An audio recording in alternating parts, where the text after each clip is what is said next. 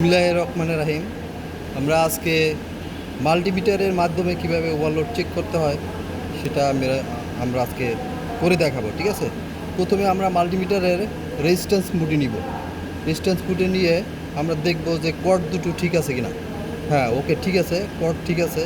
এবার আমরা ওভারলোড নিয়েছি দুইটা, এর ভিতরে কোনটা ভালো কোনটা নষ্ট সেটা আমরা বের করার জন্য আমরা এই মাল্টিমিটারটা ব্যবহার করতেছি এবং কিভাবে এটা ভালো বা খারাপ এটা আমরা নির্ণয় করব। ঠিক আছে, ওকে, তাহলে আমরা আগে দেখি এটা এটা ভালো কি না খারাপ সেটা আগে দেখি।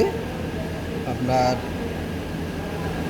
এটা হচ্ছে আমরা মাল্টিমিটার এই প্রান্তে একটা আর এই প্রান্তে একটা ধরলাম।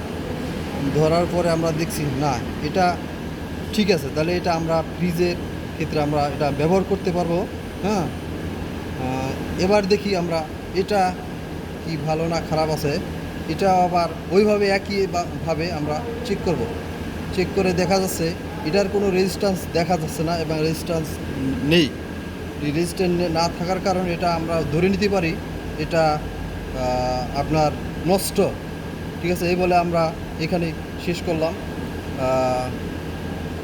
যদি ভিডিওটি ভালো লাগে থাকে তাহলে আপনারা লাইক, শেয়ার এবং সাবস্ক্রাইব করবেন।